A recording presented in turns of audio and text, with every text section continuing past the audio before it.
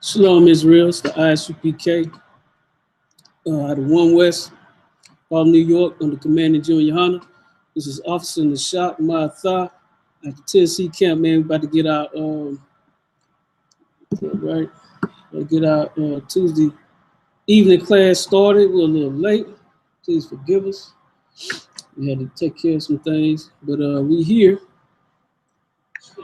and we got sound on YouTube. Check on that for me real quick. But today we going, well, maybe let's make sure we got sound first.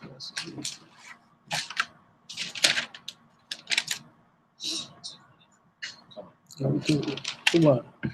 All right, today, man, we're gonna get into integration, and basically how is that doing? Focus on integration and how basically is used as a tool. Integration is used as a tool basically to destroy or take the resources of Blacks, Native Indians, and Latinos.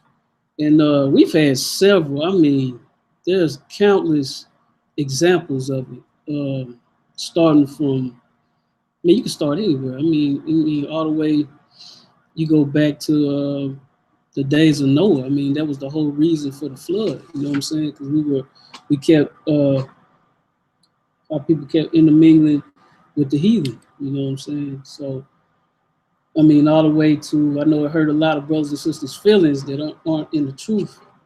But when you're dealing with MLK, with that side of things, in the civil rights movement, everybody acts like that did a lot, but really it did a lot of damage. You know what I'm saying? Like we're always doing fine with by ourselves. It's like we can build our communities by ourselves, and we do fine. But the minute that integration is taught, and then we get to merging with all these different heathens, especially with white supremacy, they always have a hidden agenda, and we get burnt in the end, and then we get everything taken away from us, and then they might give you a couple of scraps. Tonight, we're going to go into, of course, we're going to have precepts to back it up, but tonight we're going to go into about 3 articles, and we're going to find that there's a common denominator in each and every one of them that always rears up its ugly head, and you can see it. So once we go over it tonight, when we start, when you look at things in the future, when you look at history, you'll start to see that it's always this Christianity pops up, or politics. And then at the end of the day, it's some kind of resource that somebody always wants to take from us. You know what I'm saying? So what we're going to get into first, we're going to get into, do I want to hit the, like I said, the precepts first. Yeah, we hit the precepts first, just so we'll have them. And once we get the precepts, we'll get into the articles, because I always want to, of course, back up the articles with the Bible, because the Bible is the foundation. I mean, that's how we have an understanding of how we're supposed to live. The Most High even telling us that we need to stay segregated, man. The Bible is telling us this. The Most High is telling us that, and it's for a reason. You know, we tend to want to go against the grain because we want what we want, but in the end, it always, bites us in the end. So we're gonna first turn to Leviticus 20:6. Let's go there first.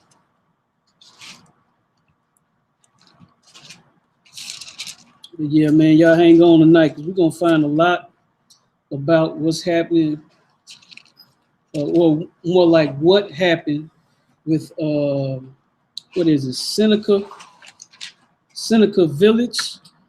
We're gonna talk tonight about, and let me know when you get that out.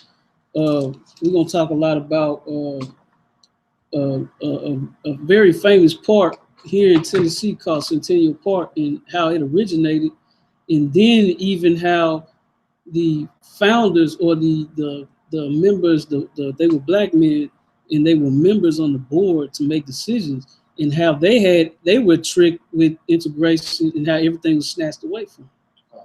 And then we're gonna get a little bit into Mr. Butt Naked. And we're gonna get into some real the real reason. I'm not so much about, we're not focused in on the fake Israelite camp that did what they did. Everybody knows about that. That's not the angle here. That's not what we after. What we after is why he did that. Right. Why all of a sudden he went to Christianity. Because at the beginning of this, I said it's always got something to do with Christianity and politics. So you got that for me, y'all? Okay, we're gonna go and get it again. I'll go ahead and call it out, man. Leviticus chapter 20, verse 6. And the soul that turneth after such as having familiar spirits, and after wizards, to go upon. Salaki, man, that's wrong. Let me get 20 and 26. 20 and 26. Yeah, Salaki, that's my fault. 26. Leviticus chapter 20, verse 26. And ye shall be holy unto me. You shall be what? Holy unto me. What does holy mean? Set apart. It means set apart. It means separate. Keep going. For I, the Lord, am holy. For what? I, the Lord, am holy. So what is this telling us? I, the Lord, am holy. That the Lord is separate. He's separate. That means he's by himself from any other fake God that you think is real or any belief that you think is real. He's set apart from all that garbage. All right, keep going. And has severed you from other people. Read that again. And have severed you from other people. So what does that mean when he said he has severed you from other people? He has pulled us away from other people. Exactly. Divided us from other people. Why would the Most High be saying this? Again, we in the Bible. We ain't talked about no articles yet. We ain't went into nothing yet. We just reading strictly from the Bible. We're going by what the Most High said. And at the beginning, he says, ye shall be holy unto me. And we know holy means separate. So you're going to be separate to him. We're not supposed to be dealing with nothing else. Then he also says, what does he say, Truth and Quam after that? And have severed you from other people. And severed you from other people, meaning he separated you from other people. Like the Lord said, he said you above all nations, man. You the salt of the earth. You know what I'm saying? So let's go to Deuteronomy 7 and 3. Go ahead and get that dope off the show. Yeah, what we're bringing out right now in the Bible is where it's talking about that we need to be a separate people, man. We need to stop integrating. When we integrate, that's when we start to fall.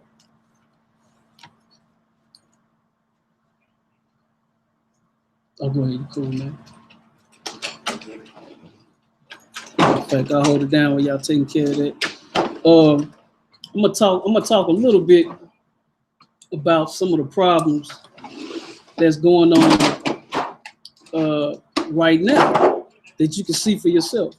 Like for instance, a big part of integration is gentrification now. It's kind of crazy. I remember coming up as a kid, black people used to always want to move to the suburbs where the white folks were. They used to always want to move to where the white folks was, thinking that they're going to have a better life or whatnot, right? So then, here's the crazy part. So, and I'm speaking, I mean, I was born in Memphis, but I was raised in Nashville. So I know pretty much what happens happened in Nashville. So what tended to happen in Nashville was people would move to the outskirts. Black folks start moving to the outskirts, damn near following white folks, man, trying to get a better life, as they want to say. So then they move out there, right? So then when they start moving out there, next thing you know, white folks start moving back to the inner city. So at this day and time right now, black folks, Latinos, they all in the suburbs and the outskirts of Tennessee, of Nashville. And now the inner city has been gentrified, and they're knocking down all the projects in the what's called scattered sites, low government assisted type places, and now they're knocking them down. So once they start knocking them down, they're gonna gentrify it, make condo. They're doing it right now. They're making condos everywhere. Now they got all these condos everywhere. They got these, little bitty houses, look like duplexes, but they're all souped up, whatnot, and they can run anywhere from like $3,000 to $4,000 a month. This is no lie. Shalom, sis. But anyway, so what we, it's like, let me go and get this seat for you. Hold on 1 second.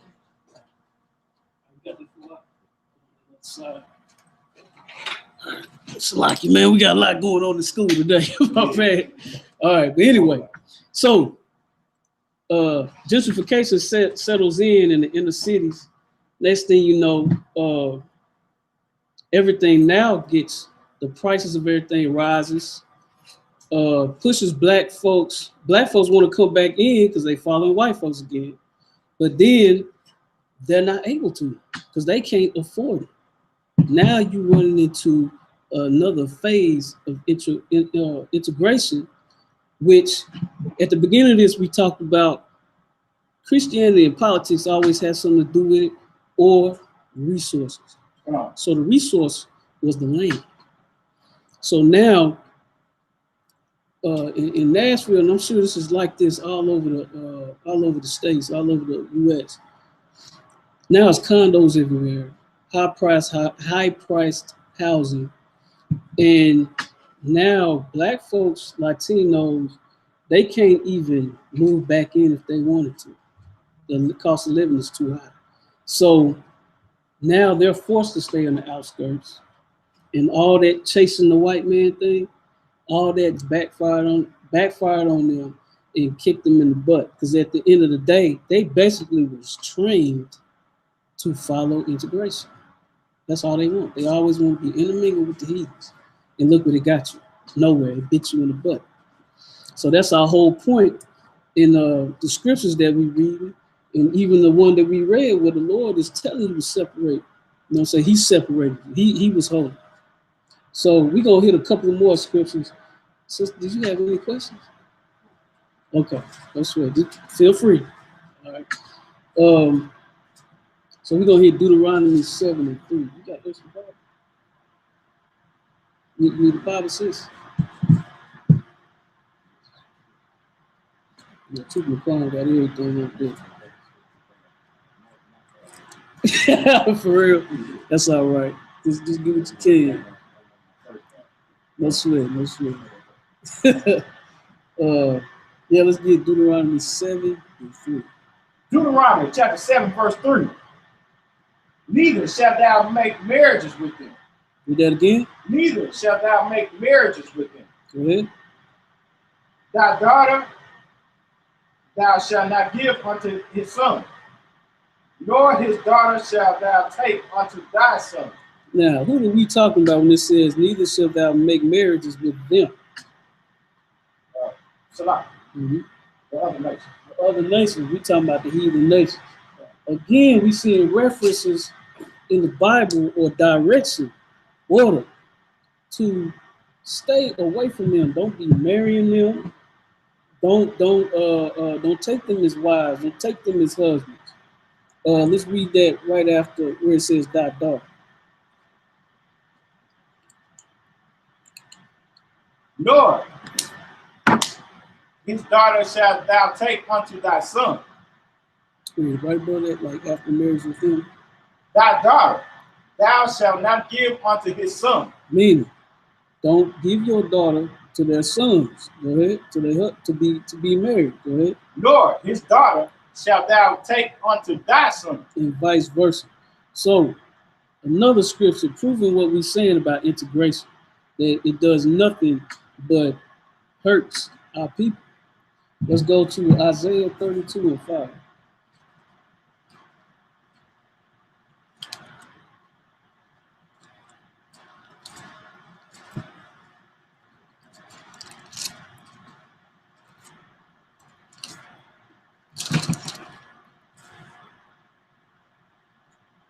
Isaiah chapter 32 and 5. Mm-hmm. Akbar, you have it? Come.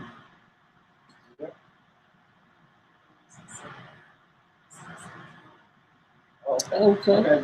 Yeah. Help out. We'll wait. Glad you're here, sis.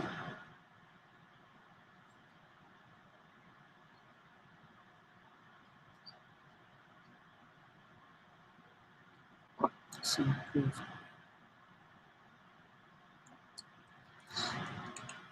that's right. They cause problems. Who's that? Sylvia Smoot. That's right. What? Salaki, Isaiah 32 and 5.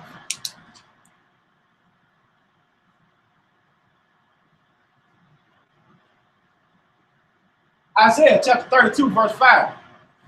The vile person shall be no more called liberal. Code right there. Now, see, we talking about, what were we talking about? We talking about Christians.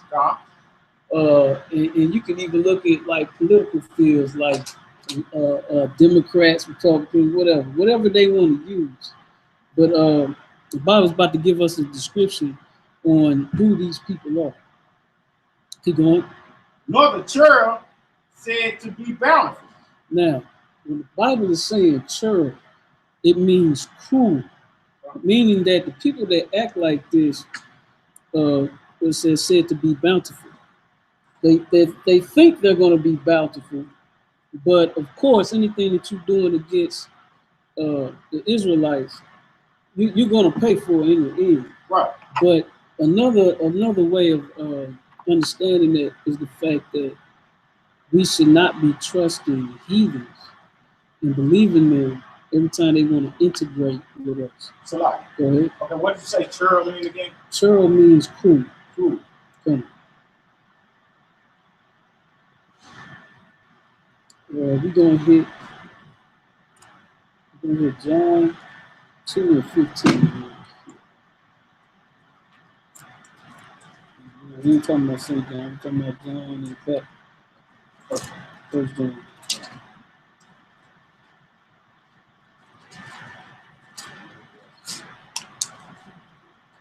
Got it? 1 John 2 and 6. 2 and 15. 2 and 15.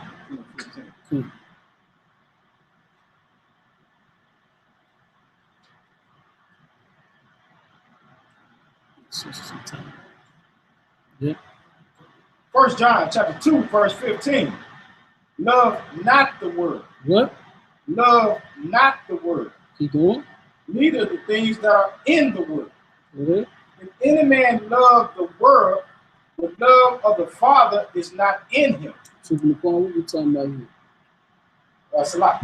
Go ahead. We're talking about not love the world. Mm-hmm. Things that are in the world, other nations, just things that are not of the world. That's right. That's right. So anything, any kind of philosophy, religions, beliefs, holidays, all of that jazz, you do not believe that mess. Why? Because if you start intermingling with the heathen on that level, next thing you know, you're going to start cleaving to the heathen. Once you cleave to the heathen, then you believe in what he says, and you're going against the Lord. Let's go to, let's say Deuteronomy 32 and Salaki. Yeah, let's get, I want to Deuteronomy 7 and 6 real quick. Just to prove who the Lord really holds favor to.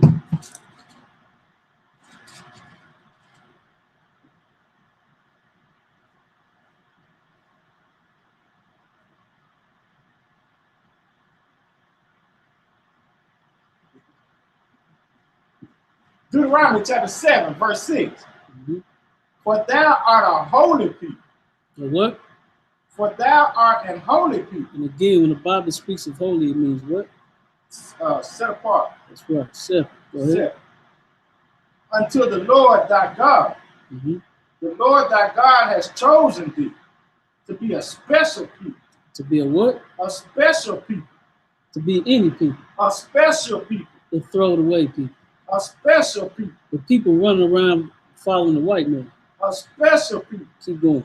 unto himself. Unto himself. Keep going. Above all people. Above what? All people. Just the Chinese. All people. Just the African. All people. Just the white man. All people. Above all people. We're supposed to be a special people above all people. So why can't we depend on each other? Why do we have to keep running up under white supremacy to give us something? We don't. That's what we got to get in our head, man. We don't need them for nothing. Right. Keep going now. That are upon the face of the earth. Damn right. So let's go to Deuteronomy 32:7. And again, what we proving in the Bible is just that we're not supposed to be intermingling with nobody else, man. If we're going to intermingle, we need to intermingle with ourselves. Salah. Go ahead. What's the say? About what? Scripture. Oh, Salakia, Deuteronomy 32:7. Yeah, you doing a lot, man. My bad. Salakia, you doing a lot. You doing a lot. Deuteronomy 32:7. Yeah. You know, it's been an eventful day, right? Yeah. Yeah, ain't nothing. We just do it. Come. Deuteronomy chapter 32, verse 7. Remember the days of old. Remember how we used to do things. That's what that's talking about. Go ahead. Consider ye, Salakas, consider the years of many generations. That's right. How we used to do things. How we used to raise our families. A big, man, some serious damage that our people suffered was, man, that feminist movement. And I have to say, when I say around like I say about the 60s, 70s, when the drug gang got real serious. When that came in, it took fathers out the home. Mothers were by themselves. If the mother was strung out, it just totally destroyed the family. And when this happened, we lost how to raise our families up, because you got to have a man in the home to keep that family together and teach them the things that they need to know. And this scripture right here is about to tell you. Go ahead. Ask thy father. Ask who? Thy father. Go ahead. And he will show thee. And who? And he will show thee. Go ahead. Thy elders. And they will tell thee. Now that's telling you basically, man, we stopped teaching our children. We even stopped teaching our women. It got to a point where, I mean, even today, it's a big battle between the woman and the man on who's supposed to lead. That should not be there. It should be automatically in the Bible. The Bible shows order. It shows that the Most High in Christ, man and woman. We lost those standards, man. We lost that way of living. We lost how to keep our families together. And with doing that, when white supremacy comes in and wants to show you integration like it's so good, we fall for it. Right? Another thing that scripture described too is talking about the elders. Right. How the elders didn't teach. Right. They handed down the knowledge on to the young. Mm-hmm. You know, that was a big problem with us too. That's a big divide between the young people and the older.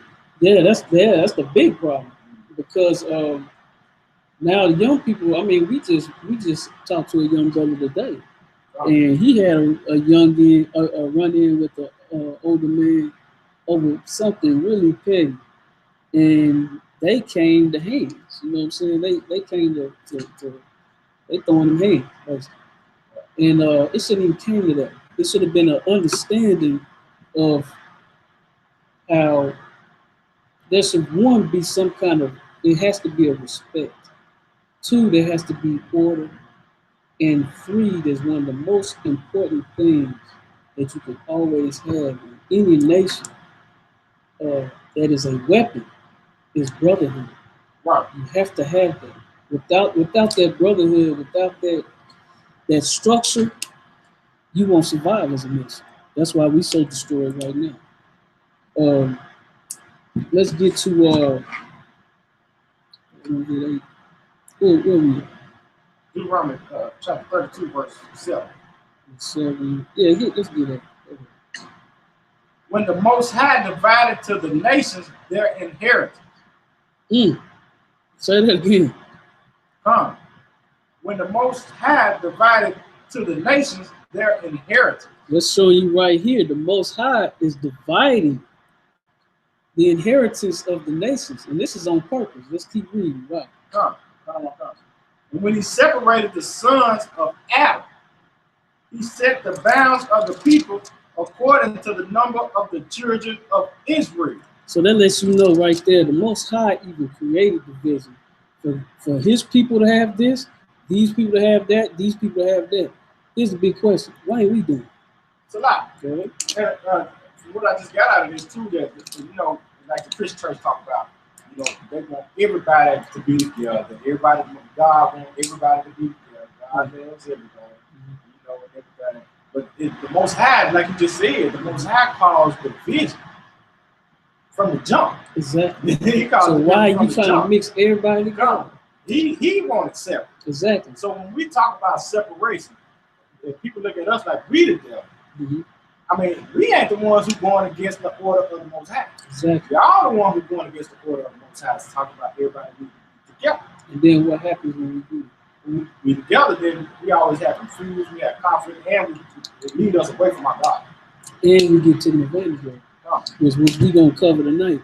So again, man, we proving out of the scriptures right now that the Most High wants us to be separate.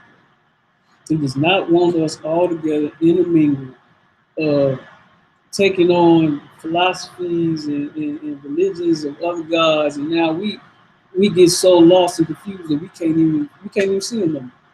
Right. You know what I'm saying? So let me see if I want to hit. Okay, yeah, hit 9. 9. Come on. Deuteronomy chapter 32, verse 9. For the Lord's portion is his people. Say it again. For the Lord's portion is his people. One more time. For the Lord's portion is his people. The Lord is worried about his people. Right. We established we his people. We above all nations. Go ahead. Jacob is the lot of his inheritance. One more time. Jacob is the lot of his inheritance. If you know about anything about Esau and Jacob and where you came from, and since we came from Jacob. Okay. So, anytime you see Jacob, talking about us. He's saying right here, Jacob is the lot of his inheritance, meaning that we supposed to be getting this inheritance. We supposed to be on top.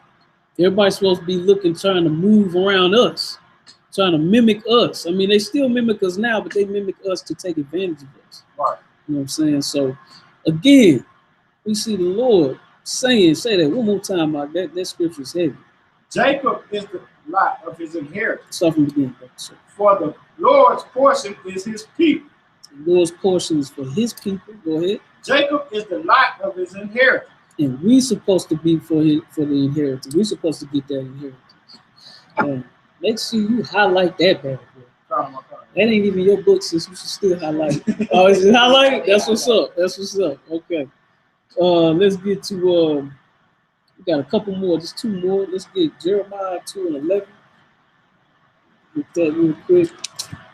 And again, we cover the scriptures in the Bible that's talking about that we need to be segregated, not integrated. Integrated. I said that wrong. So integrated. Yeah. 2 and 11. Come. Take your time out.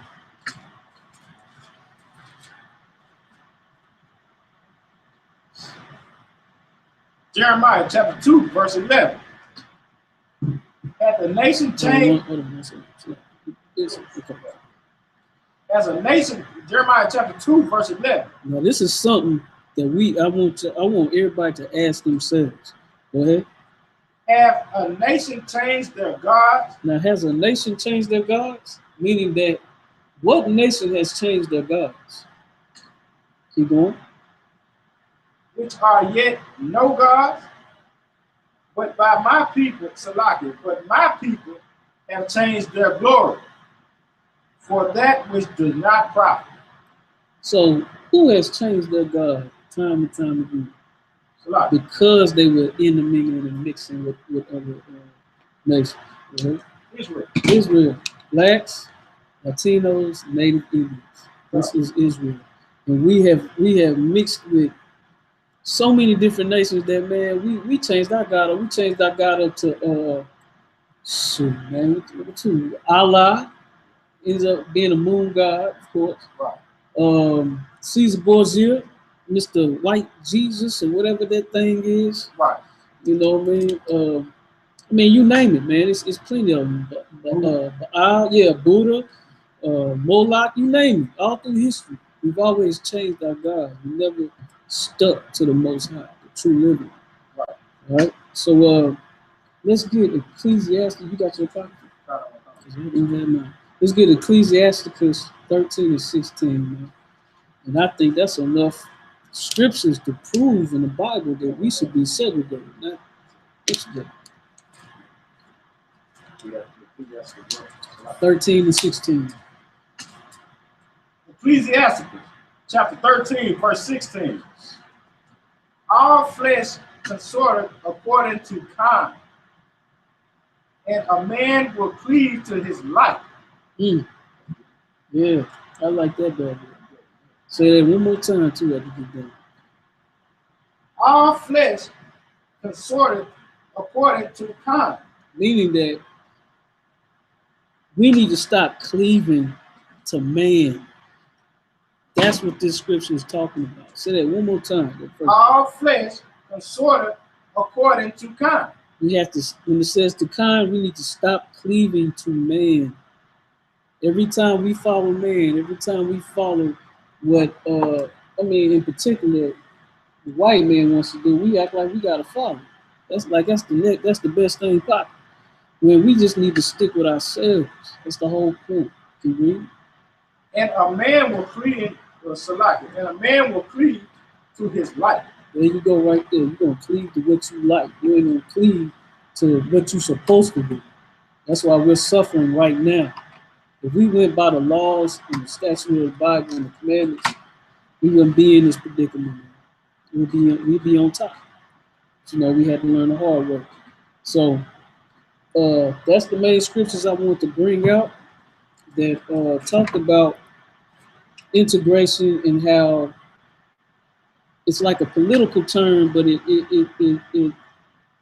it's used as a weapon to either take our resources or into indoctrinate us with Christianity and some kind of political agenda. All right. So now we're gonna talk about Seneca Village. All right. And I'm gonna bring you in so we get stuff right. You know how I always do. All right. Seneca Village was this. Anybody know what Central Park is in New York? You heard of it? I know you have. If anybody ever heard of Central Park in New York, it used to be a small town or a small village for black folks. It was like a middle class type community. They did pretty well for themselves, which is another thing the white man does not like. And it was called Seneca Village. And in 1825, when slavery ended in New York State, I think it was July the 4th, 1827, many free blacks went to live there. As the village grew, they accepted other oppressed and economically challenged ethnic groups. Right. So slavery ended earlier in New York than it did around for the emancipation. And I would only say that because it was up north. You know what I'm saying? Like, I think we covered in Salaki, man, all your problems. I just thought about that. But he like that. No, you was right, man.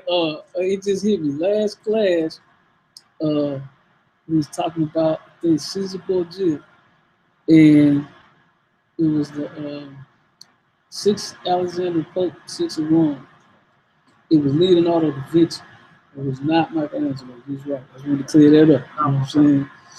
Yeah, he was right on that. But the people suffered in Seneca Village. A main part of it was, I want y'all to pay attention to these articles we cover. Okay? This is my bad. Let me kind of get you up to speed.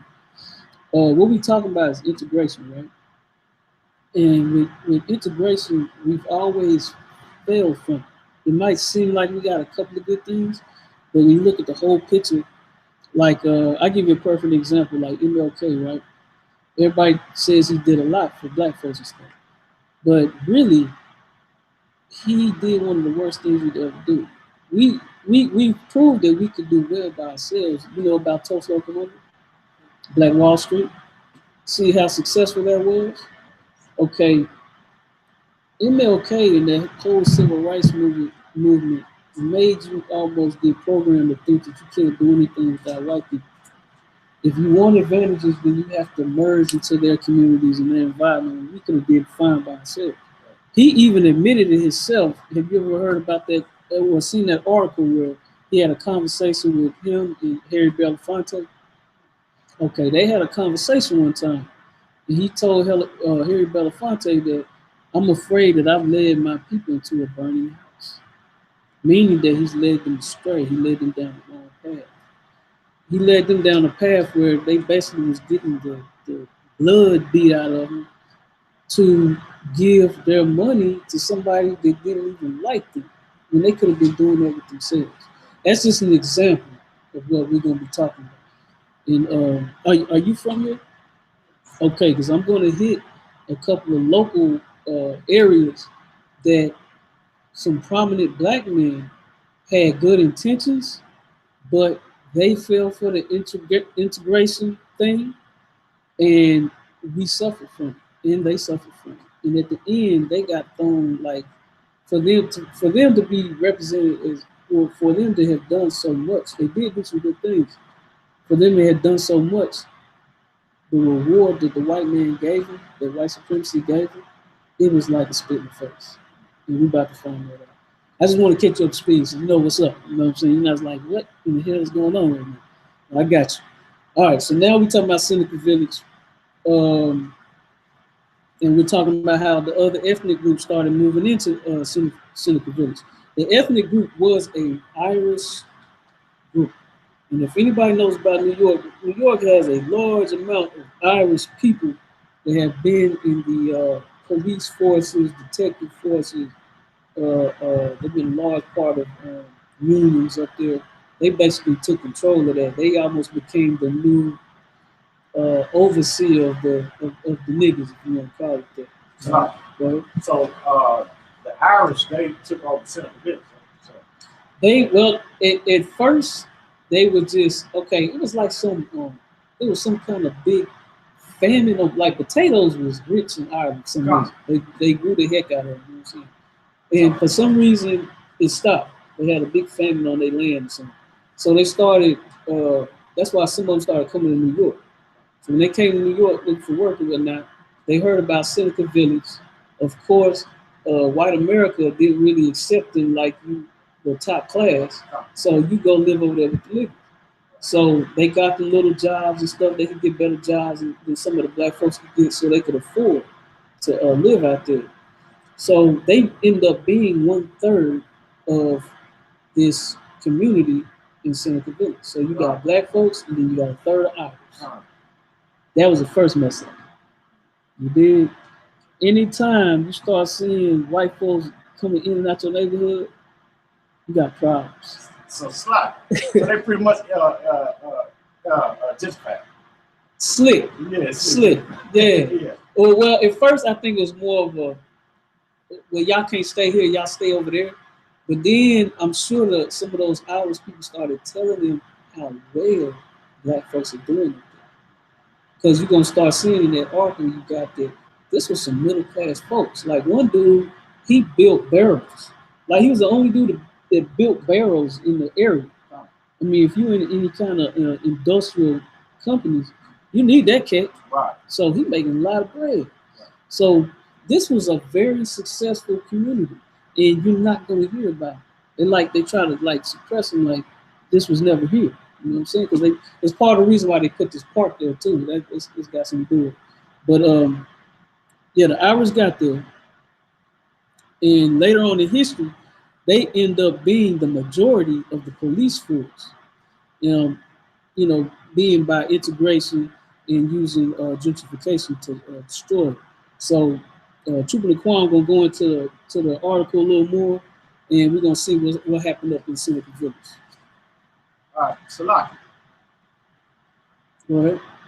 A look at Seneca Village, the early black settlement obliterated by the creation of Central Park. Hold on 1 second. Somebody saying skipping. Straight.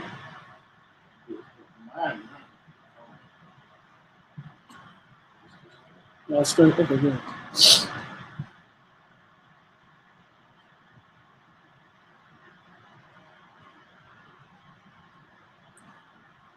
It's good. Go ahead.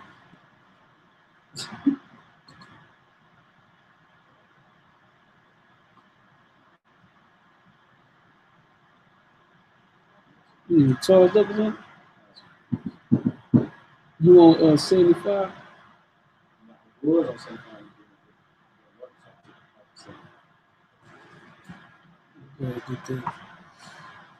Bear with us real quick.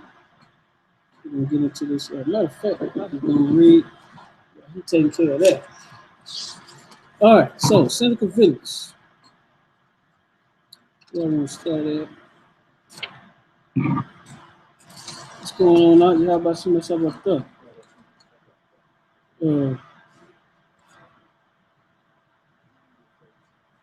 On Facebook, you good? Okay, let me see.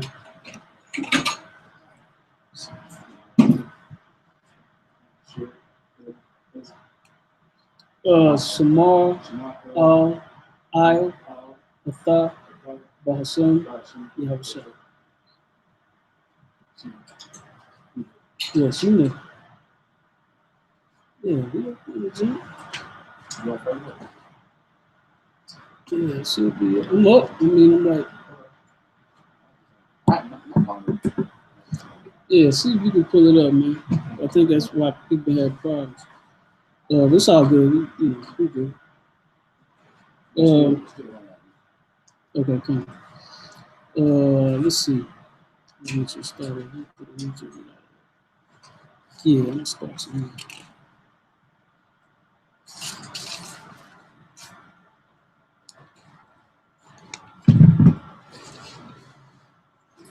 Three, 4, 5, 6.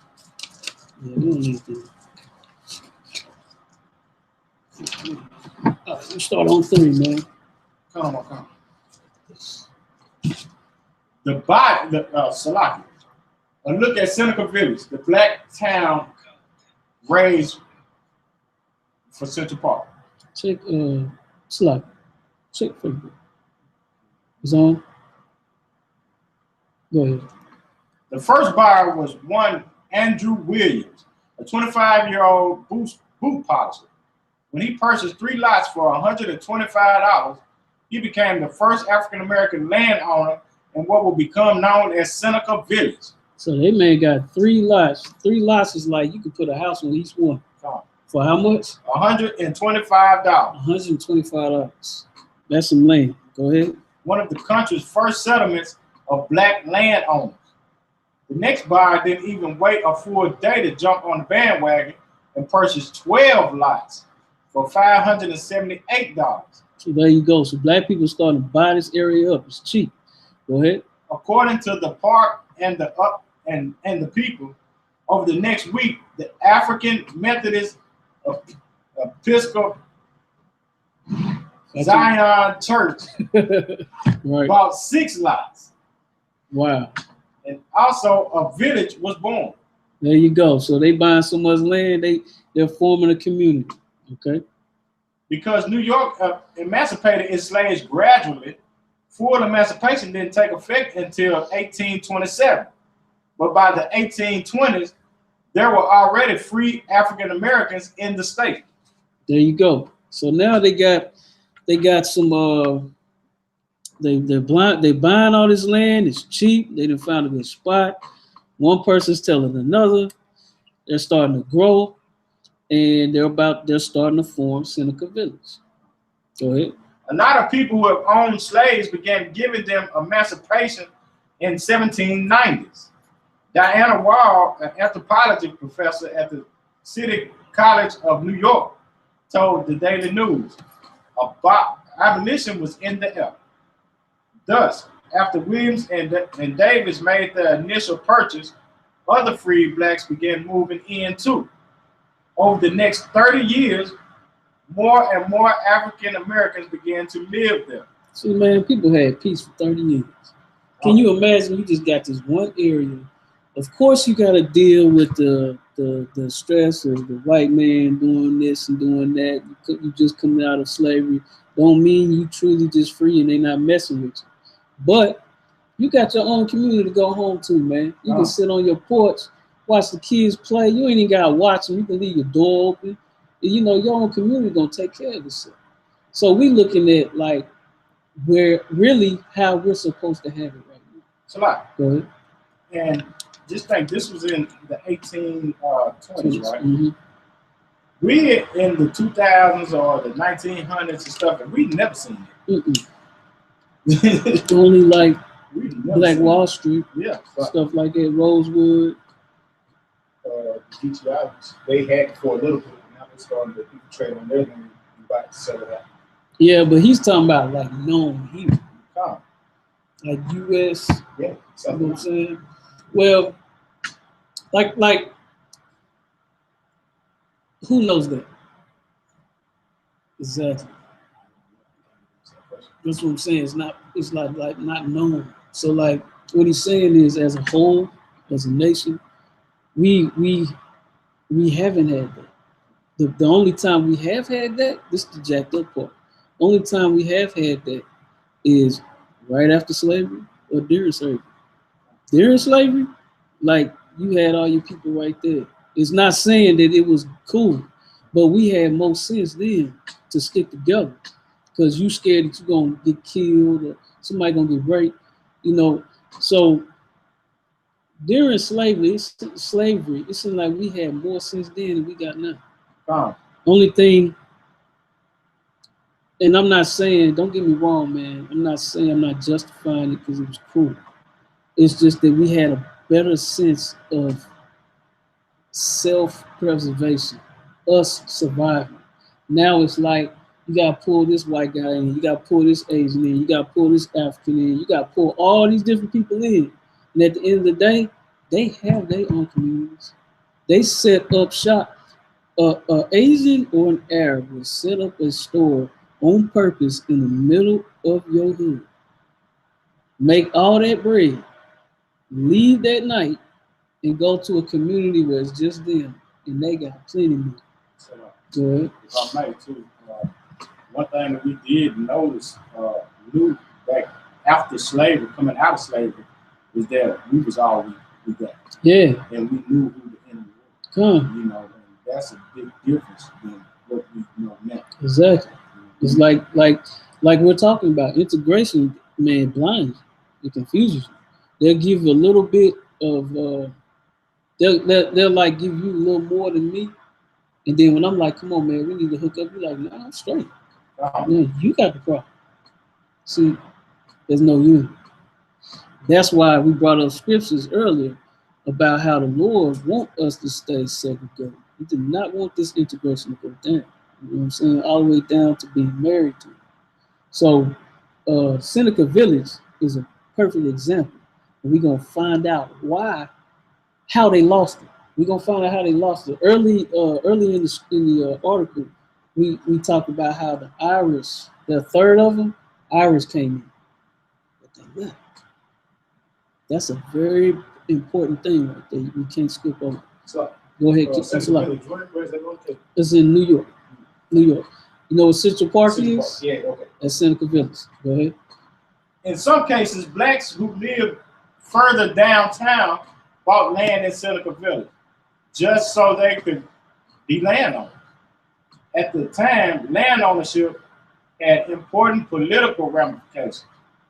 African American men. Hold on, say that again. At the time, land ownership had important political ramifications. Remember that. Because at the beginning of this class, we said politics, Christianity, and resources is going to be a big reason for integrating. And he just said that land has a lot of what? Political ramifications. Remember that. Keep going. African American men could only vote if they own at least $250 worth of property. Now here's a catch. You hear that? He said only if you don't own at least $250 worth of land, you can't vote. Now, all kinds of people up there getting land, so it's pretty much filled up. Keep going. There were well-known black abolitionists who owned land there, and today we think they probably owned the land because they wanted to vote. So what's that sound like? When you hear abolitionists, people supposed to be fighting for freedom, right? So it sounds like to me, like they start buying that thing up. Because they're going to be your more middle class. You know what I'm saying? More educated middle class. So they're going to start buying their land up. A family that's struggling but save their money, they're going to come in, maybe get a lot. You know, put your house on them. They can't vote though. Nah. It's a lot. Go ahead. And the abolitionists are the ones who wanted to integrate. Yeah. They're the ones who really wanted to integrate. Tom, that's what they figure. I should explain myself better. That's what they think freedom is. They was already free, you know what I'm saying? But now you want to integrate and get what the white man has, because he has more or better than you. When you should have just built slowly on what you had. But you see how they stuck in that little division in you? What did we just say before we read that? We just talked about how. Go ahead. I get paid more than you. You don't get to pay as much. That's your part. Right. Now look what they use with politics. They use the land, which is a what? A resource. Oh, go ahead. Yeah, I was just gonna say, the abolitionists are the ones who wanted to. They noticed that it was power in the vote. Go ahead and say what you want to say. Yeah. What's the abolitionists? Don't say it. They He a coon ass nigga. But he noticed. That's what he is. Noticed that it was power in the vote. Yeah. You know what I'm saying? And Yeah. He was like, man, if like you were just saying, I'm the dude who up here, you dude who down there. So if I got the power in the vote, I can determine what's going to happen to you. Exactly. And watch what happens to everybody. Go ahead. Many of the village residents were laborers. You hear that? So when laborers is the same thing as saying manual labor now. Like you in the corporate world, I'm in the industrial world, manual labor, can you at least lift 30 pounds and all that stuff on the job application? Go ahead.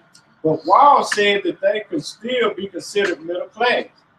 What's interesting is if you take the African American middle class in the 18th century and compare it to the white middle class, for whites, the occupation was very for whites, occupation was very important, and you weren't supposed to work with your hands.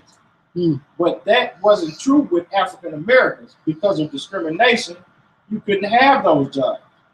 So you got status by education. Which gives you the class of the abolitionists. So that's pretty much the same thing almost now. Yeah. They do, but the only thing, they allow the black woman to get those type jobs, and you have to be effeminate as a male to get those type jobs. Right, because they don't want no dominant black man having no job like that. Go ahead. Yeah, they was white collar jobs. Right. As a result, a relatively high percentage of Seneca Village children attended school, and conveniently, there was a school right in the village called Colored School Number 3, one of few such institutions in the city, housed in the basement of one of the village 3 churches. So they had their own school, but they had to be in the basement. You know what I'm saying? So that's what in that community, more of an upper class, will probably see as messed up. Why we gotta have our schools in the basement? Gee, that type cat, like we talked about earlier, those upper class type cats probably wasn't even necessarily looking out for the manual labor. They wanted to do more and go further. That's the type cat that'll start chasing the white man where he's standing, so he can go live with him. Yeah. Go ahead. The school was founded sometime in the 1840s. Also in the 1840s, during the Irish potato famine, Here we go. immigrants from the Emerald Isle began moving in too. Although in the village, although in the end of the village was around 1/3 Irish, it was derived in the press as a nigger village.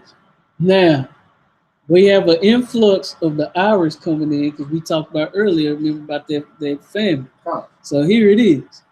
All right, here's what's going on now. The Irish are coming.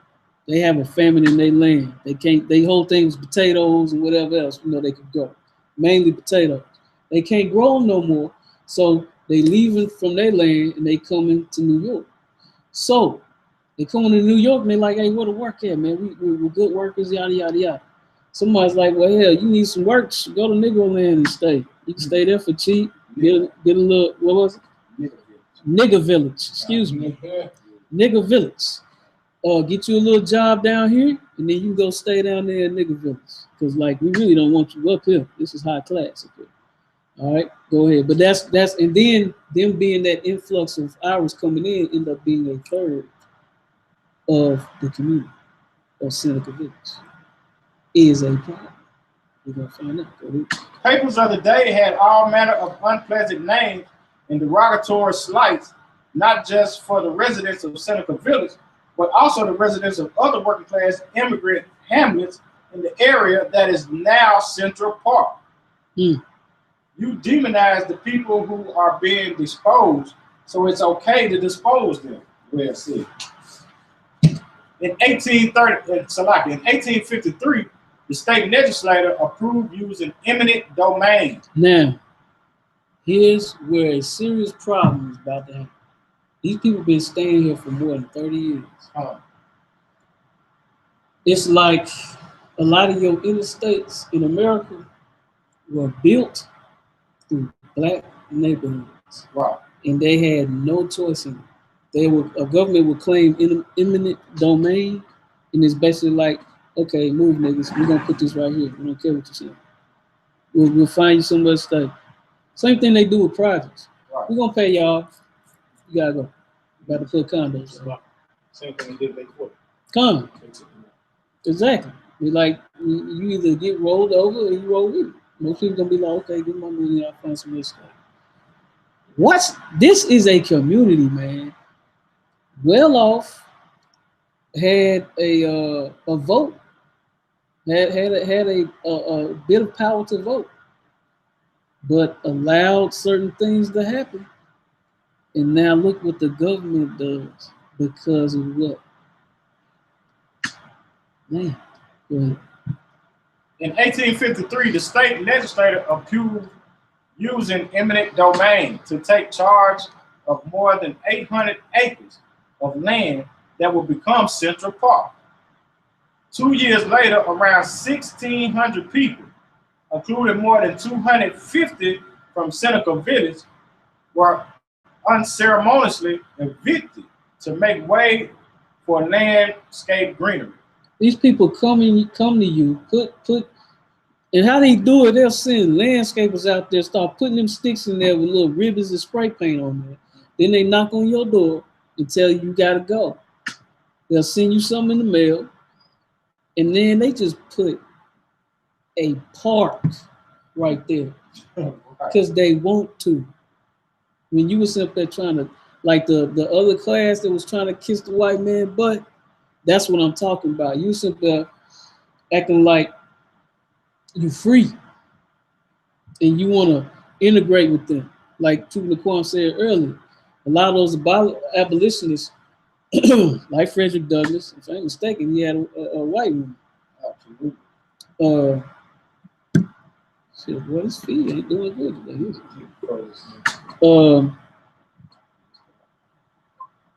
I'll do another take.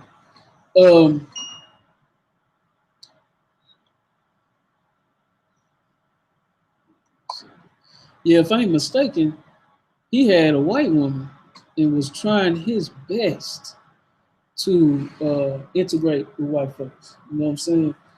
And people always talk about how good Frederick Douglass was, but they don't talk about all the hurt he's done also. You know what I'm saying? And people like him. But my whole point is with this right here, this in particular, is that we don't learn that you cannot integrate with white supremacy. At the end of the day, they're going to get you. They're going to take everything you got. You know what I'm saying? That's pretty much it on that one. Let's go to the Tennessee joint. So, like, if I may, you was just talking about how white people use the white supremacy use eminent domain to get to go to people's houses, to communities and stuff like that. They did that the exact same thing right over here off Jefferson. You know, it used to be, Jefferson used to be flourishing. You know what I'm saying? Yeah. And they had a lot of old clubs and stuff. The Ritz and everything was going on down here. And they built that interstate that's down there by the interstate that's on Jefferson. You know, you can get on the interstate right there on Jefferson. 40? I think it is 40. Yeah. I think it is 40. Yeah. But they built 40 that exact same way. They told people, they just gotta go. This was like the most popular part of Nashville for black people. Yeah. It always black people has. live in North Nashville. Yeah, it always has. So, and Jefferson Street was very popular. Right. Very, when people come from out of town and stuff, they come do shows. Aretha Franklin and did shows down. When everybody was coming down here, that's the first place they come. The first place they go is the Jefferson Street. Yeah. And they built the interstate right there through Jefferson Street, and it ran all of it. There you go, right there. Man, y'all slack you. Excuse me, one second. That's why they have that all those moors. Look on the bridge. They got a moor for all of that. Mule. Yeah, Jefferson Street used to be jumping down that street. It was going down there, and they closed a lot of stuff down because of the interstate. And they didn't even have to put the interstate there. They just chose. They wanted to put it in a white neighborhood, and the white people were like, nah. They was like, okay, we can go and do it right here. Pretty much go for anything. We don't fight nothing. You know what I'm saying? Except each other. We'll fight each other all day. We ain't fighting them at all. So they moved a lot of stuff that used to be, on Jefferson Street, man. They had to move. They had to pack up. There was a lot of clubs and stuff. Jefferson Street used to be jumping like back in the day. And they closed that thing down because, and stuff like that. It's like you drink water all day. All right. Let me get I'm back. It's like all right, let me get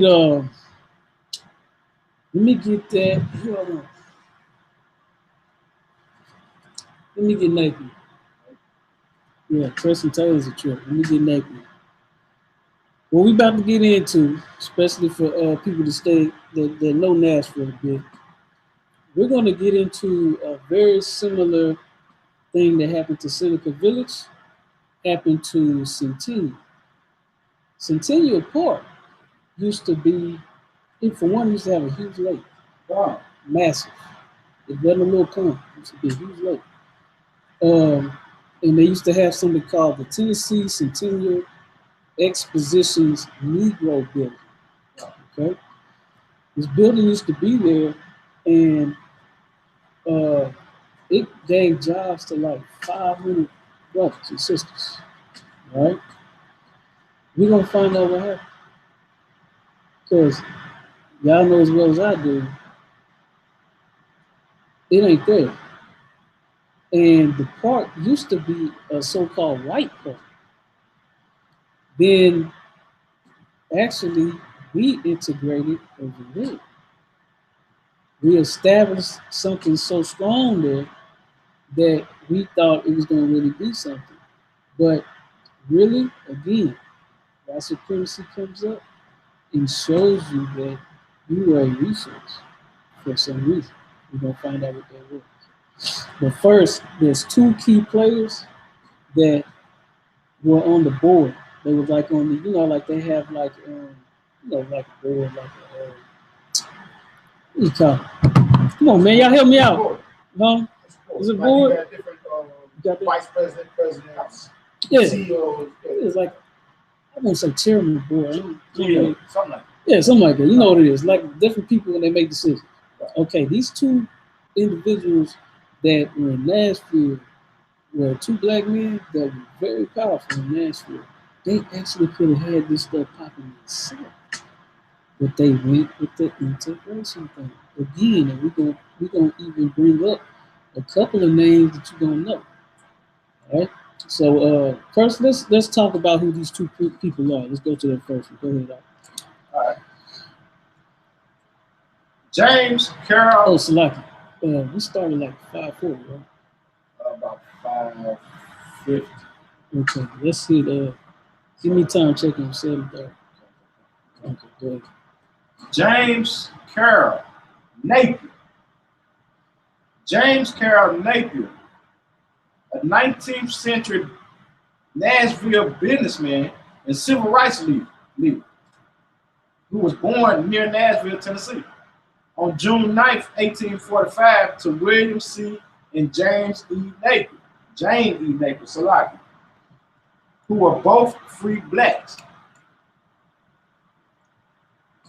Salaki. Okay, so go ahead. I was just gonna say, I'm looking at his picture. I thought it was white. Yeah, I did too. I did too. I had to read that a couple Yeah, times. that was slowing me I down. was like, I was no, looking he at the can't picture. be black, but he might be one of them Thurgood Marshall looking cats. You know what I mean? Yeah. But he's a black man from two free blacks, so Right. I guess he's starting off with a bit of an advantage. He does make some powerful moves. He even he makes history on how far he travels up in politics. But go ahead. Napier attended a private school for free black children in Nashville, and then in 1859 enrolled in a predominantly black Wilberforce College before transferring to integrated Oberlin College. So he has a very good, educational background, and then he goes to this integrated college. So once you go to this integrated college, you kind of see the scene, and you like, oh, they're not that bad. Probably met a couple little white girls. Oh, they're cute. You know what I mean? So keep going. Napier left Oberlin College in 1867 without a degree and returned to Nashville, Tennessee. Drawn to opportunities available to him in the emerging Reconstruction era, he served as the Commissioner of Refugees in abandoned lands in Davidson County under Freedmen's Bureau for a year. He then moved to Washington, D.C. to become the first African American to hold the position of State Department clerk. Which is a very high seat for African American in that time, politics-wise. Go ahead. Encouraged by John Mercer Langston, the Dean of Howard University Law School, Napier enrolled in Howard, where he received a bachelor in law in 1872. Salaki. That was big. Back in 1872, he going to Howard back then. Right, he's very educated, very smart man, and he's starting to make he's starting to meet some influential people, and he's gonna start like really. He doesn't do a whole lot, but he makes a prominent name here in Nashville, and he gets a little power. He moved back to Nashville to start his own practice. Then he married Nettie Langston, the only daughter of John Mercer Langston, right, in 1878. They had one adopted daughter, Carrie Langston Napier. James Napier worked as a lawyer and soon became a prominent Republican politician known in both Washington and Nashville. He held patronage appointments under President Grant, Hayes, Garfield, and Arthur. So he's very influential, man. He's going back and forth from Nashville to Washington. He has connections with the different presidents. He's helping them out doing different things. So he's a very influential person. Go ahead. Also, during the period of 1878 and 1885, he served on Nashville City Council. Napier also served on the state Republican Executive Committee for 35 years. There you go. So he's establishing power. He got like a little pool, not like necessarily a white boy, whatever. But he has people know him. You know what I'm saying? They respect. Go ahead. In 1911, through connections with Booker T. Washington, James Napier was appointed to Register of Treasury under President William Howard Taft, the highest government position then available to African Americans. So again, he's a threshold on politics for African Americans. Go ahead. In 1913, he resigned that post to protest President Woodrow Wilson's institution of segregation practices among federal employees in Washington. Hold on, he protests against segregation? He protested against segregation practices among federal employees in Washington. Against segregation, so that means he's for what? Mm-hmm. The Napier family returned from that to Nashville. Napier retired from politics and devoted his energies to business interests. James retired from politics and in 1903 became an investor in the 1 cent saving bank. Now, this is a popular bank here in Nashville. You got the name? 1 cent saving bank. You don't say Citizens? 1 cent savings bank. Okay. Right, Yeah, it turns into Citizens. But he had something to do with that. Go ahead. Now a supporter of racial improvement, primarily through economic self-help and education, Napier had become an ardent follower of Booker T. Washington. So like if I'm right, Booker T. Washington was an abolitionist too. He needed integration. We don't get into that. Let's cover. Go ahead. He often expressed his distaste for more aggressive leaders such as W.E. Du Bois. He didn't like W.E.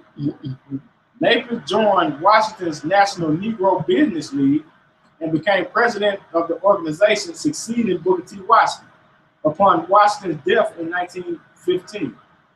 James Carroll Napier died on April 21st, 1940 in Nashville, Tennessee.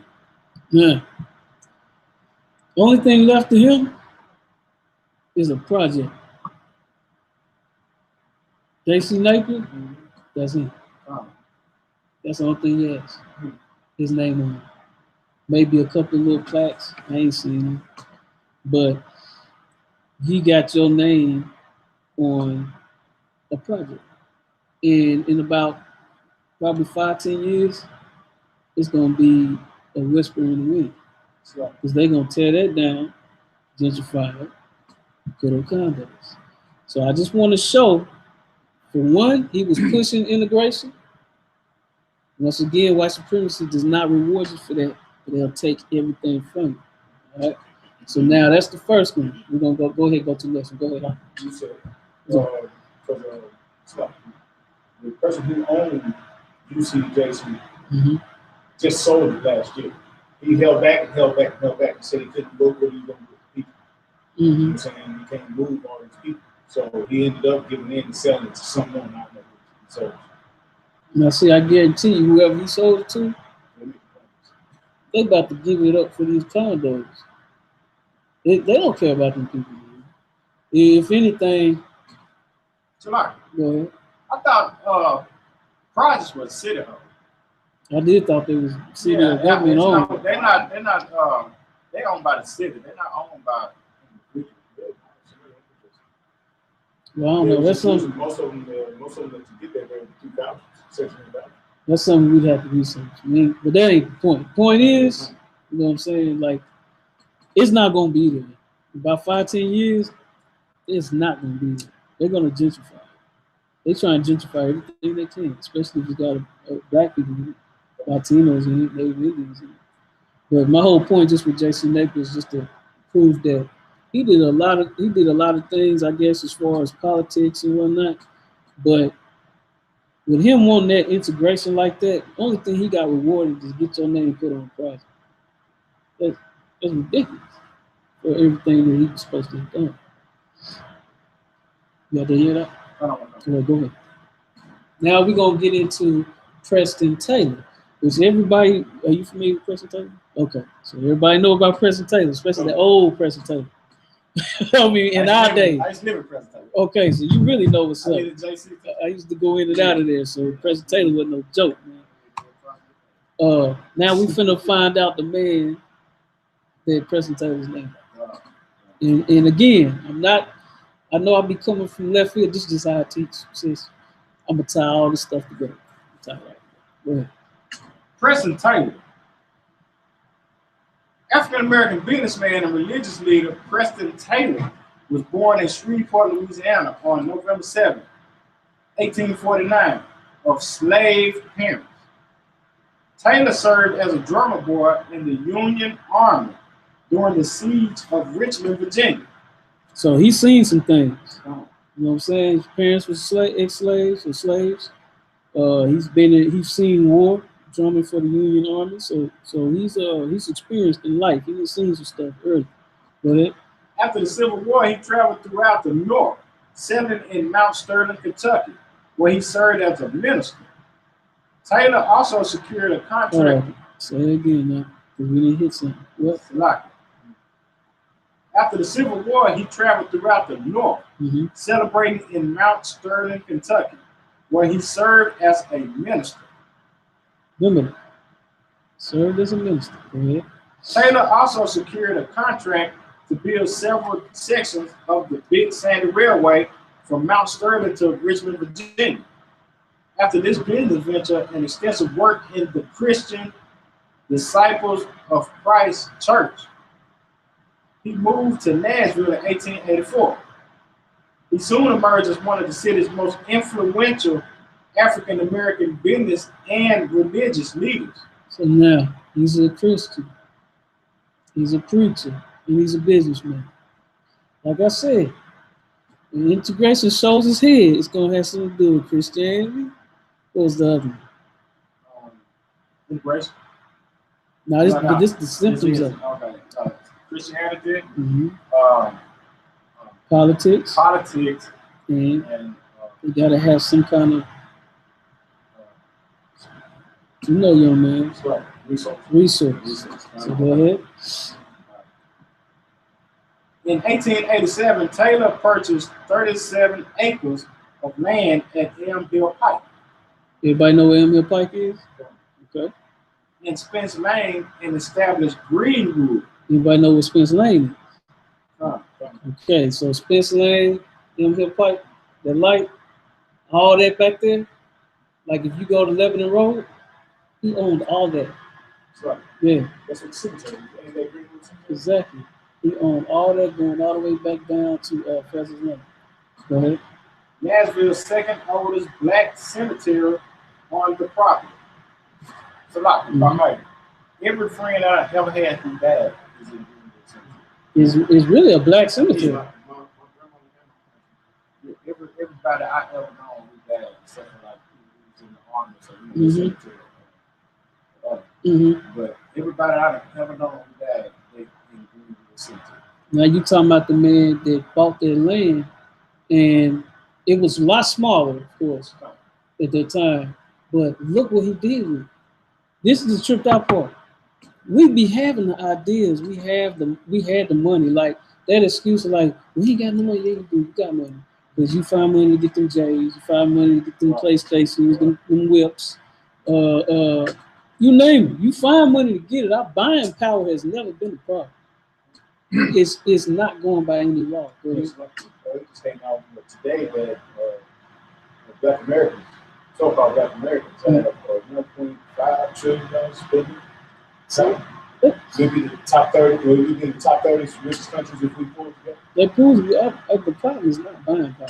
It's like we don't have any laws to stand by, so we can't have no kind of foundation of who we are. So then we believe anything, and we start integrating. But go ahead, we're gonna see what's up with him. In 1888, he founded Taylor Funeral Company at 449 North Cherry Street. It's now 4th Avenue. In 1905, Taylor purchased land at the corner of Spence Lane and Lebanon Road and established the Greenwood Recreational Park for Negroes. That used to be a park. All that land is a cemetery now. All that land is to be a park, man, for y'all, for us. We didn't need to like, Mr. White Man, can we put a building on your property and just have loan come in there where yours can come in too? And I'm gonna tell you what's jacked up, but we're gonna find out about this park is that building was made for us, but we couldn't even go there every day. We had to have special days. You had 500 something people working at that building that was in Centennial Park, right? And we're gonna build up to. It's just on my head. I had to get this out. But we got 500 people working there, but they can't. Okay, you work there, but your family can't come and visit. They can't come check it out. You work there, but they only can come on special days. But these white folks come anytime they want to. Why? Because you put it on their park. When you had this man right here, Preston Taylor, built one just for you. It was, wasn't it called that? Negro something? Yeah. Recreational park for Negroes. Recreational park for Negroes. That was strictly for you. The name alone, a white man will not come to that. You know what I'm saying? So we gonna find out that even when we try to do stuff for ourselves, he comes, white supremacy will come back though and try to get you off of that bad boy. Keep reading now. The park contained, check this out. The park contained an elaborate fountain, gardens, a baseball park, rides, bandstands, and special attractions. Everything black people like.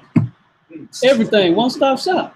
You take your family there, you take your homies there, or you take your girlfriends there, you know, your sister. You just want to go by yourself. They got everything for you. Like a black man thought of that, so he know how you think. So he gonna have everything for you, right? That's what happens. This is like a black Kentucky. Basically, yeah, black, yeah. Think bigger, Black Disneyland. You know what I'm saying? Go ahead.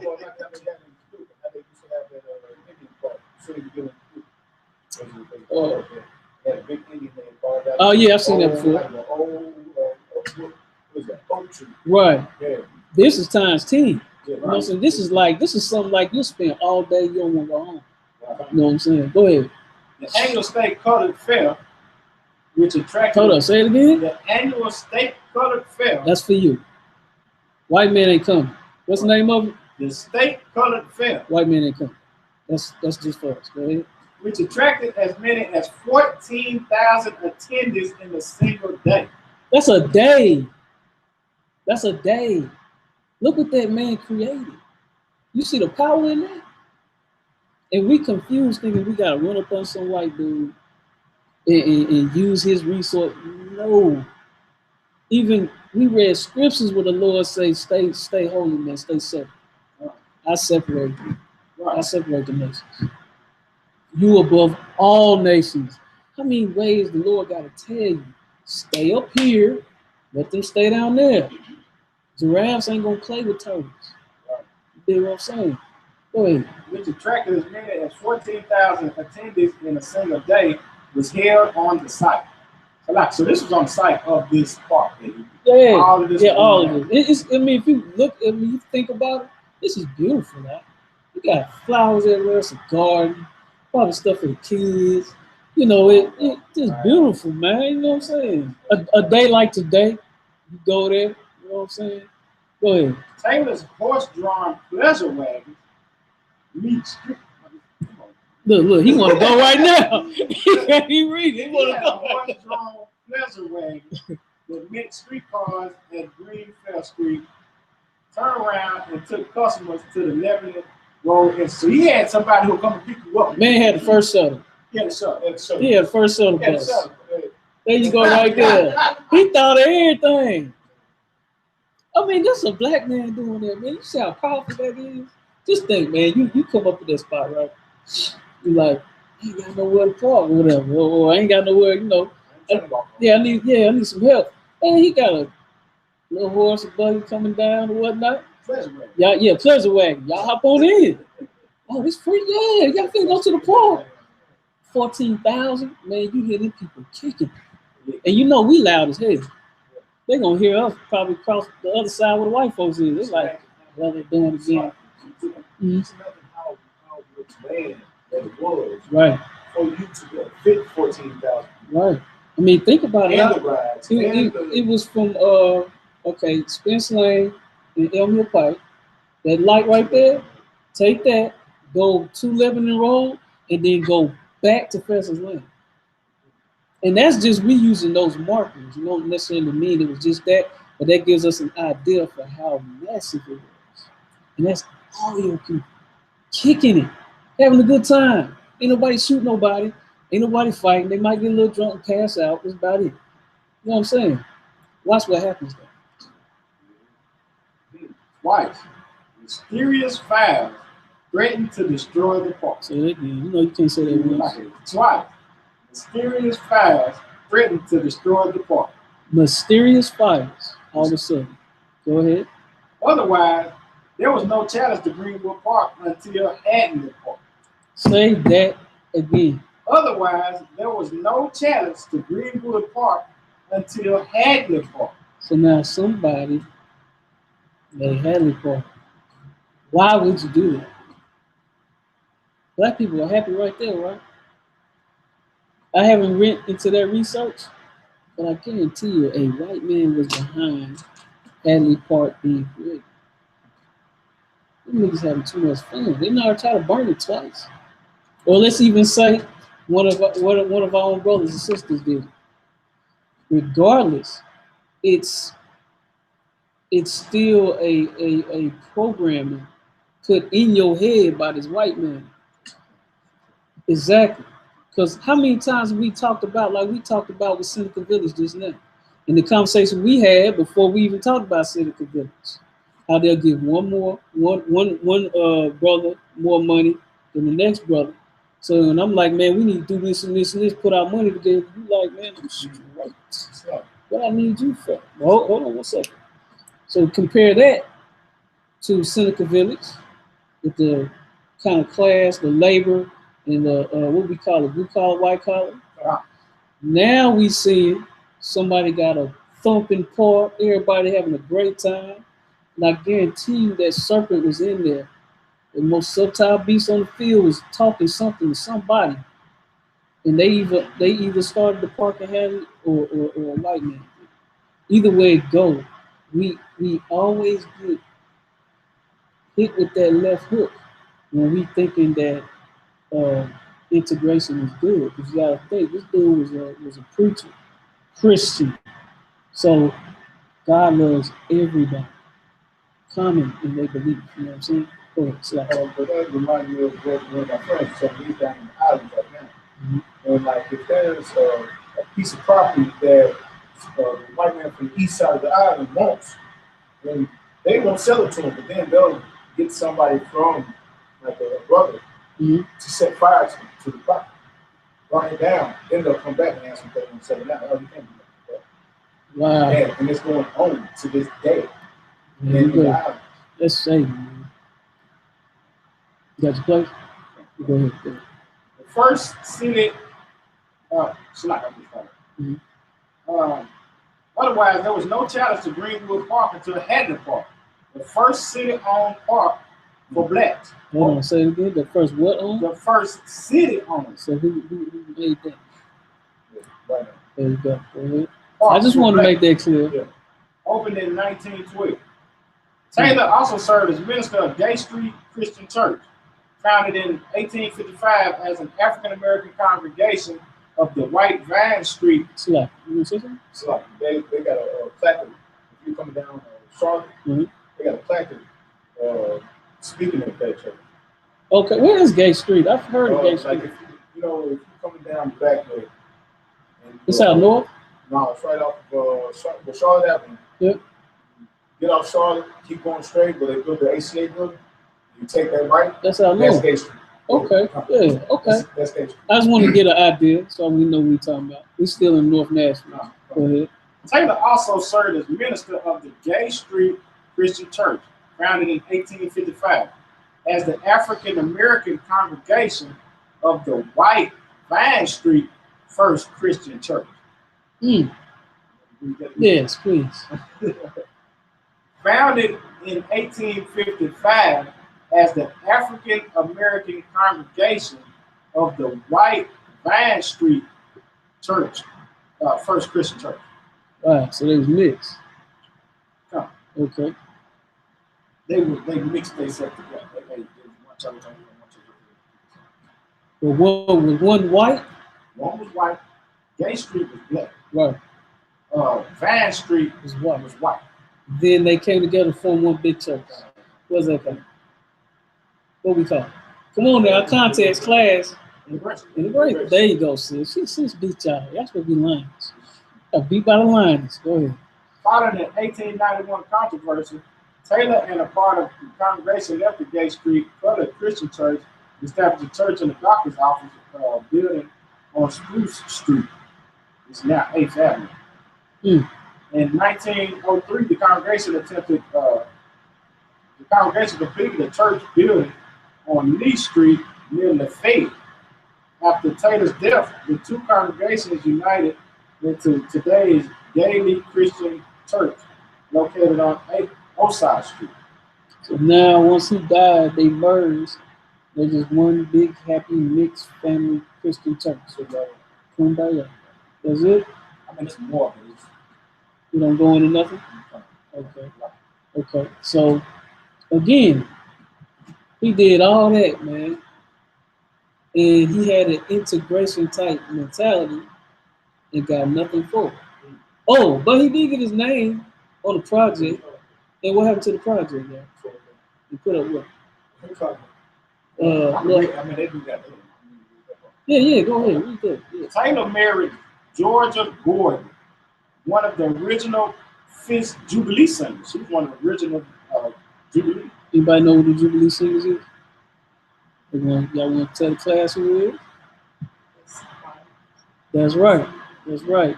The Fifth Jubilee, they were the Fifth Choir singers. Did you know about that? They was bad, man. I ain't gonna lie, they could sing, bro. Like they used to go to I think some kind of contest. I don't know what you call it, but they used to kind of like, I guess in a way, battle. But they was cold. Couldn't nobody touch them. All black. Go ahead. Their son Preston died as an infant in 1891, and Georgia Taylor died in 1913. Taylor then married Ida D. Mallory. When Taylor died in 1931, week-long ceremonies was held before his interment in Greenwood Cemetery. So they buried him in his own cemetery. So he's there right now. Anybody wants to go to that, cemetery out in Greenwood off of Greenwood Park, you would find Preston Taylor. You did. He's buried. That's crazy.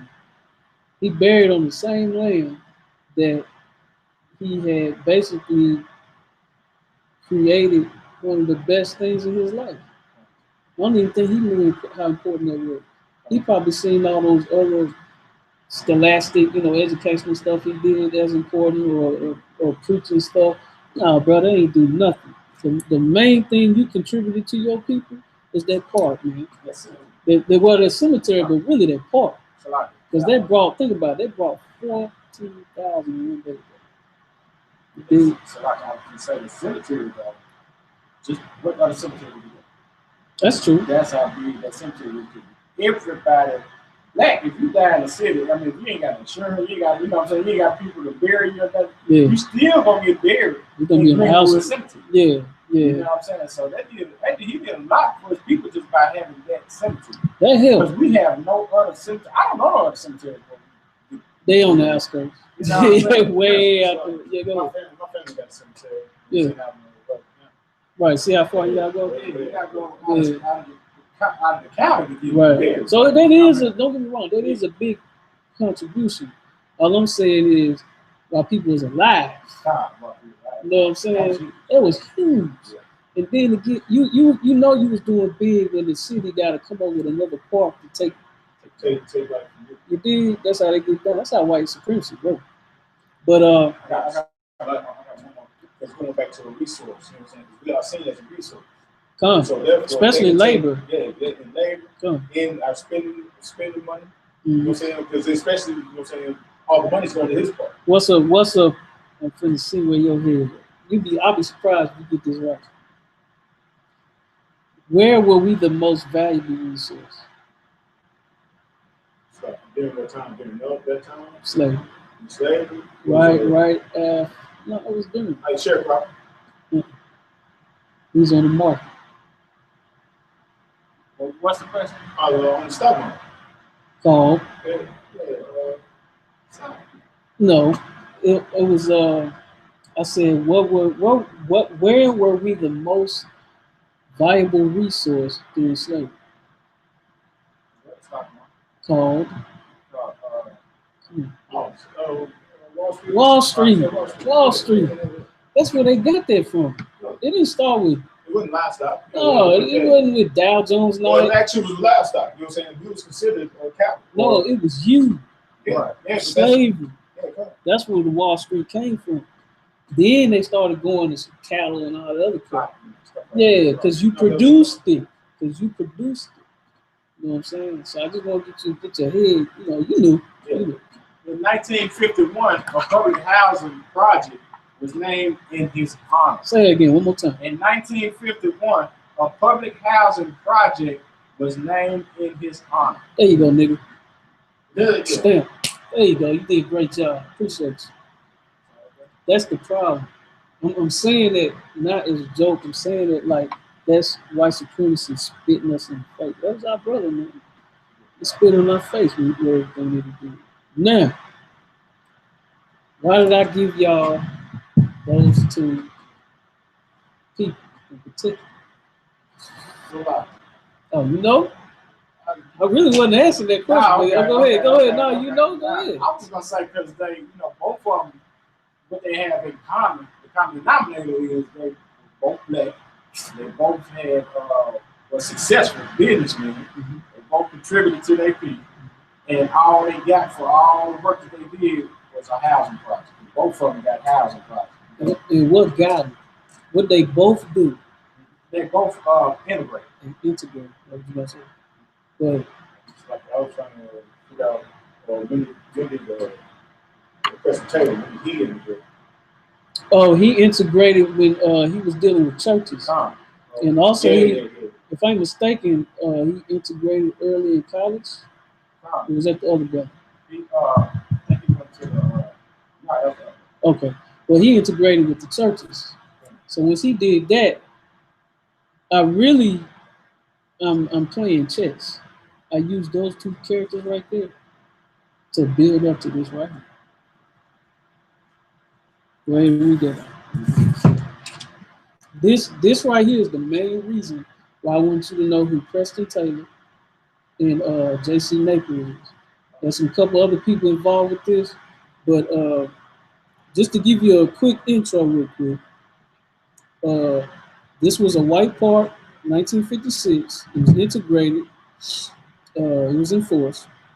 Before that, white people agreed to let black people use this building in competition. Wow. That was the main reason. I want you to pay attention to that. The clown gonna go into that. It was in competition with a particular state. I ain't gonna say it till he goes. It got popular. Black people had jobs, gathered together, and discussed how to integrate at other parts and phases. All right? Go ahead. Prominently located on Lake Watauga. You saying that right? Watauga. Okay, go ahead. Lot. No, you good. I can say that either. In 1897, Tennessee Centennial Exposition Negro Building celebrated black achievements in business, industry, arts, and culture. Okay, so it was a building where black people got together and talked about what they're doing, trade, what they're gonna do, how to better their community. Go ahead. Planning for the Negro Building occurred during an era of nationwide civil rights activism.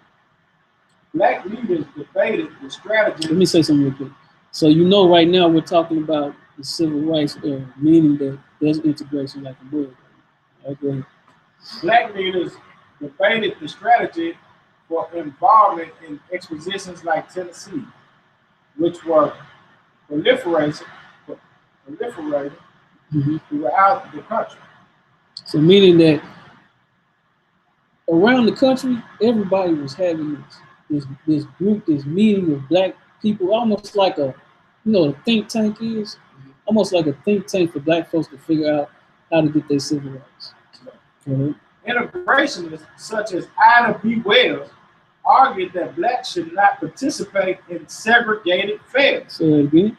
Integrationists such as I.S.U.P.K Wells argued that blacks should not participate in segregated fares. So I know people have heard of I.S.U.P.K Wells. If you haven't, check it out.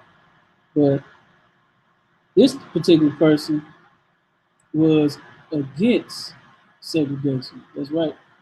She was integration. She was integration. So she's specified in integration. We must be with the white man if we're going to get anywhere.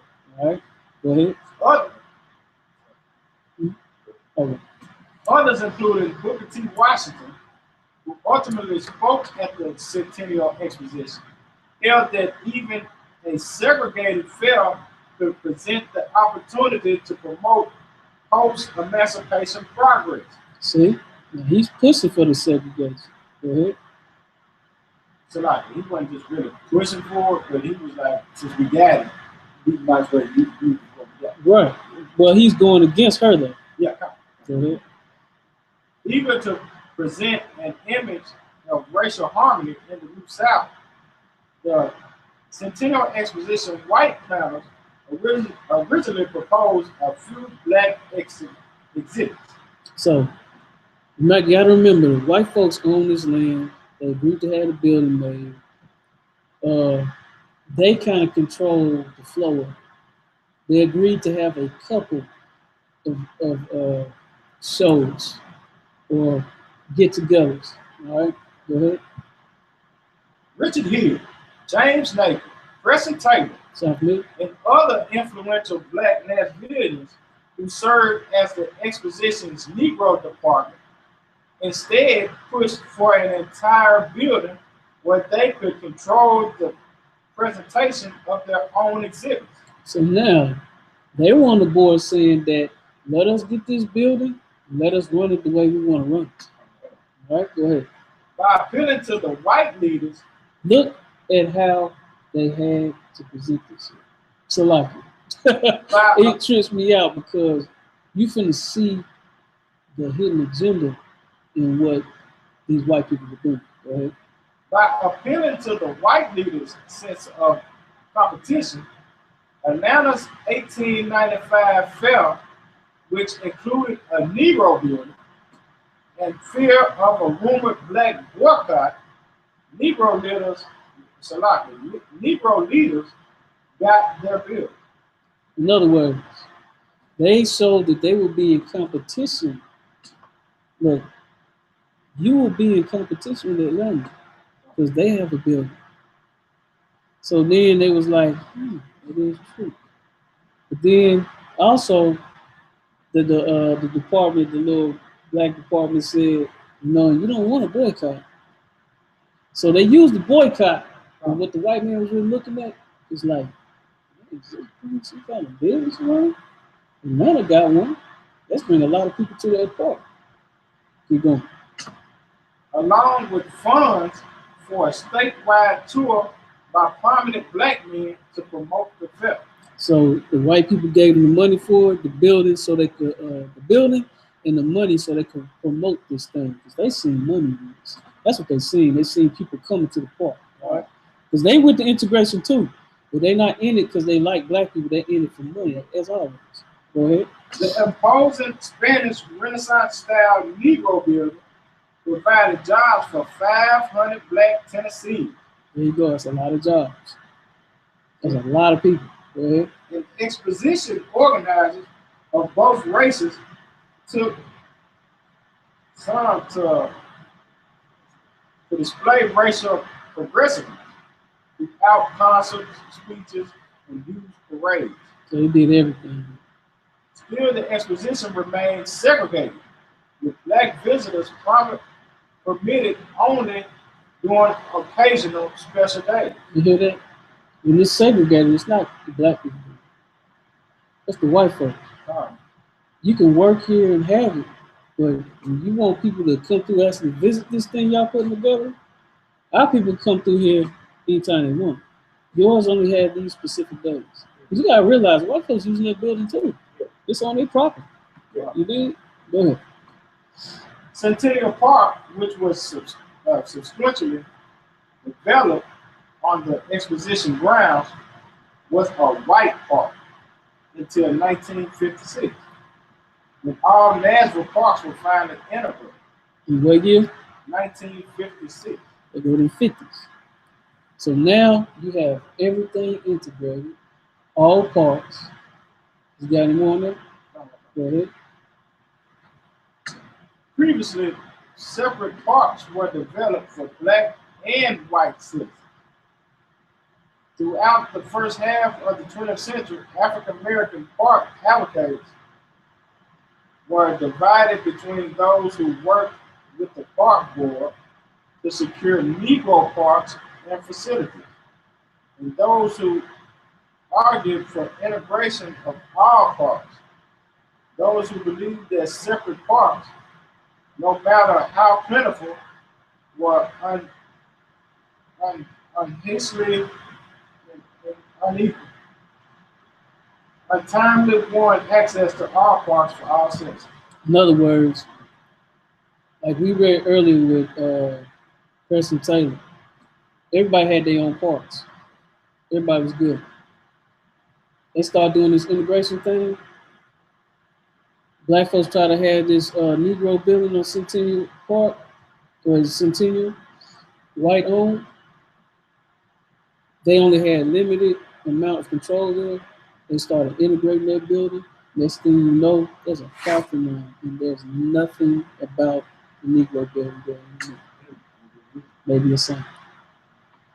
Only thing I've been trying to show y'all is all the common denominators. I mean, everything's the same. If you look at it, it's the same story being told over and over. You dig what I'm saying?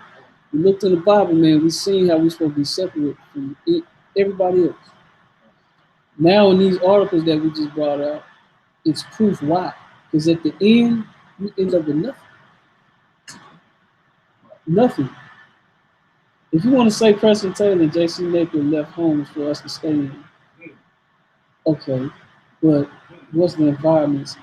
Like before gentrification, what was the environment? We was out there destroying each other, man. You know what I'm saying? Because we don't have no laws to live laws. So integration is lethal. It's deadly, and we need to stay away from it. Man, I was gonna bring out Bud Naked. I don't know if I got time. Yeah. The only thing I want to say about him is yeah, we take it. But I ain't gonna say much about him, man. All I want to say about him is it was this African dude, man. I think his name was Joshua Bali or something like that. He was in Nigeria, and he used to go to war, right? He came out of this tribe called the Khan. And the Khan believed in this priesthood where you get butt naked, strip yourself down, and you pray and have all these sacrifices of children. You know what I'm saying? You kill these children, and then you give it to whatever deity, you pray more to the deity, and then you go to war. He was a priest. He got raised up like this since he was a boy. He was a priest with this guy, this general. So when this priest went to, the general needed him to go to war with him. When he went to war, he would go to war with 13, 12, 15-year-old boys, and all of them are naked, butt naked, and they go into war. They would cut out people's hearts, eat them. He would make sure they was drunk, high, God knows whatever else. So there was this group called the TRC. They finally got a hold of him, right? Long story short, I'm giving you a real quick summary. The TRC was this group that basically carries out judgment on you. You know what I'm saying? Penalize you for whatever you've done. They asked this man on one of the occasions when he had to go to court, They asked him, how many people have you killed? Like how many, what they say, how many casualties have you had that you did, killings that you did? He said at least 20,000. He killed that many people using boys. Wasn't it? Yeah, and eating. Yeah, he's a cannibal too. It's a lot. So he had either to be pardoned, have what they call amnesty, or about to be convicted. They chose amnesty. He started, hold on, let me say this point. He starts while they're judging him. Well, you know, it's a long process. It's like they just do it right then and there. He starts preaching outside the people, Christianity. He's telling people, I've seen the video. I know did I kill your son? Did I kill your son? And people's like, yeah, you did. And he says, I'm sorry, give me a hug. They're like, I can't hug you, kill my son. You know, they snapped it. He's like, I am so sorry. I mean, he's putting on the biggest front you ever seen in your life, man. You can tell he lying, you know what I'm saying? Especially you in the truth. Because he claimed some light, some image when he was, check this out, this was tore up, man. He said one of the last time he had to sacrifice this child. This woman brought her own child to him. He grabs the child smiles at him. He takes the child and kills it. And then, you know, they preach whatever crap. He said something called him in his native tongue, or the Kron, whatever tribe he comes from, called him from behind him. He turns around. Everybody else, while he's doing the ceremony, they're bowed down. They got their heads bowed down. He sees this image and it's so bright, the light's so bright, he has to bow his head. And then it says, why are you being a slave? Or why are you doing some slavery? Something like that. He said that's what woke him up. So then he starts preaching out to people. So then they give him amnesty. Then he starts getting death threats. He takes off, now this is in Nigeria, he takes off to Liberia, lives there, sets up shop, been doing Christianity since then. Christianity, white man crap. He's seen the power of it, snatched it, used it, got out of all that dirt he did, and now people are coming to him. I'm not going to bring up who it is. People are coming to him to integrate. He's a Hamite, right? Ain't no reason why nobody from Israel should be dealing with him. They going to him to mix in with him, or so he can mix in with them. And one of them was quoted saying, "Oh, he knows a lot of people." So guess what they see? Yeah, right in here. They see numbers. Again, we see Christianity being used as a weapon, integration being used as a weapon by using Christianity. That's it. That's all I'm gonna say about button. But that's another. Yeah, well, just man, you can die for all I care. I was just gonna say, that was deep. Right. But it's also showing that, because people who ain't never watched us before, they would think that we just hate the white man just because he's the white man. Right. You know And that's all we talk about. That's all we talk about. Right. The white man. But they don't understand that we talking about everybody. Not integration with just the white man. It just so happens we over here with the white man, so we're talking about the white man. But the integration, like you just brought about, about the Hamite.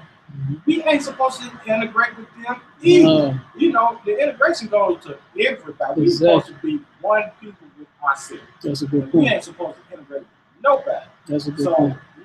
It's good that that you brought that out, because a lot of people are here and just think y'all was just talking about integrating with the white man. Right. And it ain't got nothing to do with the white man. It's about everybody. There you go. We're supposed to be about ourselves. There you go. That's right. Every nation. But yeah, man, that's all I have with that. We dropping that integration. And basically, man, stay with your own, man. And with that, shalom.